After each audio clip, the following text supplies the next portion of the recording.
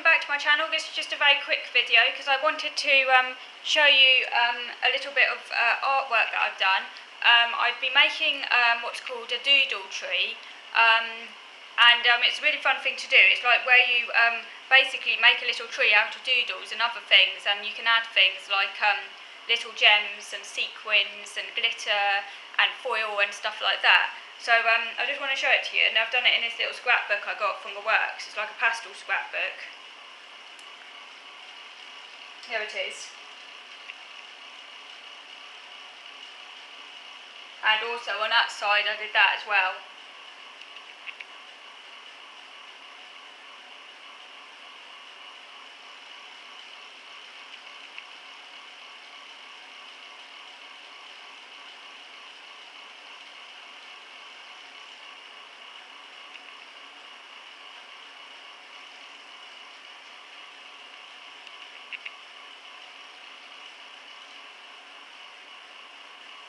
I just wanted to show it to you.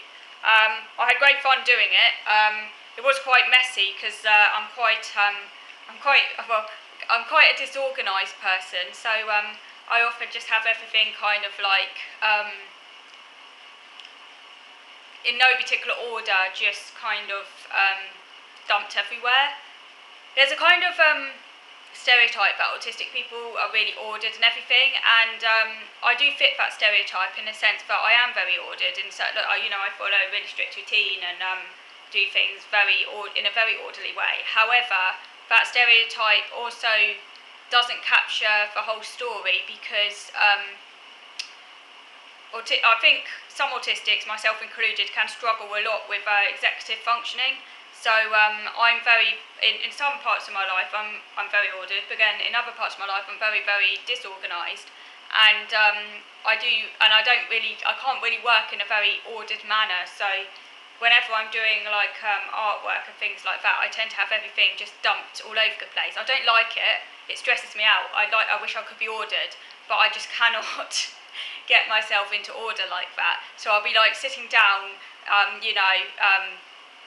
and then I think, oh, I need to go get my pencil. Oh, I left my pencil next door. Oh, and then it's like, oh, I can't find that pencil.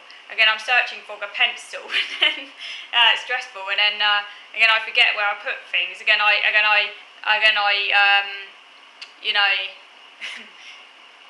Yeah. So like, I don't have all the supplies I need right in front of me. I forget things, so I'm quite disorganised, and things fall on the floor. I'm always dropping things. Things go everywhere. Always create more mess than I'd like.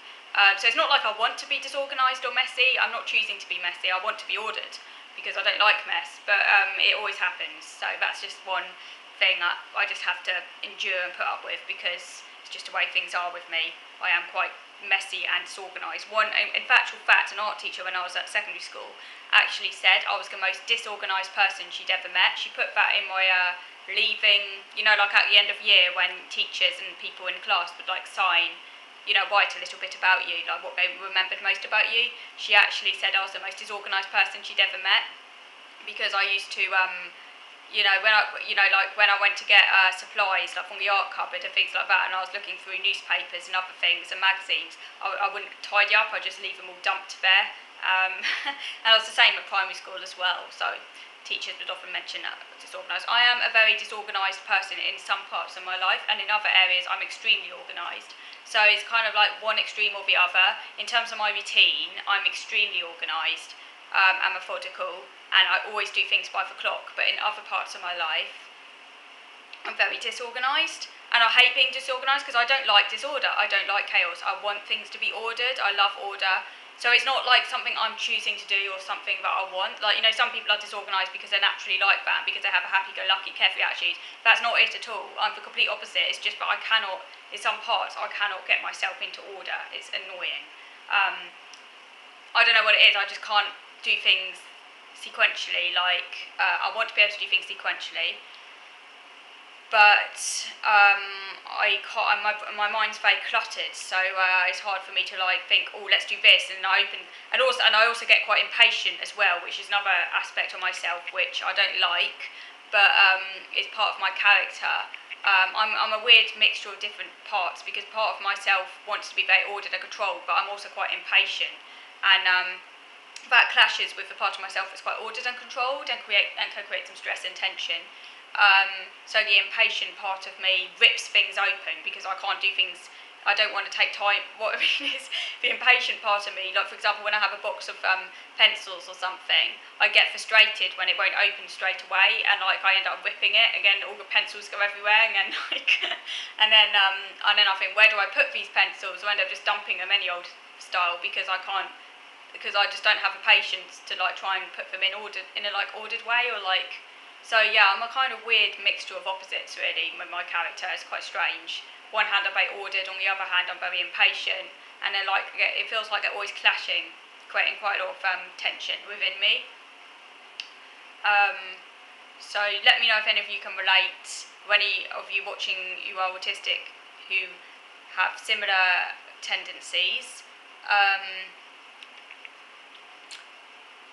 Yeah. So it's kind of like dualism between the part of me that wants to do things carefully and methodically, and then the other part of me that just wants to get things done, sort of thing.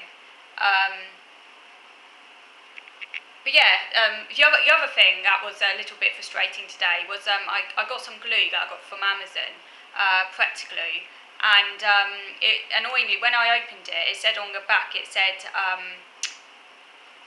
open that you needed to cut off the nozzle, and to get it to the required sort of length to cut the nozzle.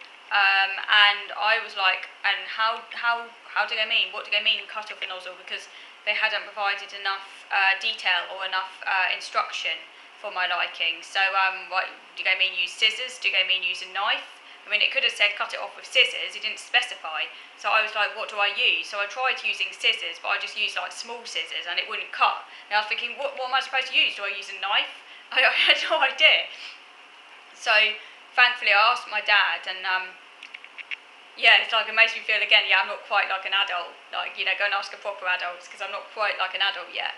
So I asked my dad, and yeah, he cut it off with no problem. He just said he used like household scissors, but like the large ones, and I was thinking, oh, I should have done that. I've got some bigger scissors. Why didn't it occur to me? That's the thing, I seem to lack common sense. Why didn't it occur to me to use the bigger scissors? It just didn't enter my head. So I've got bigger scissors. It didn't occur to me to use them.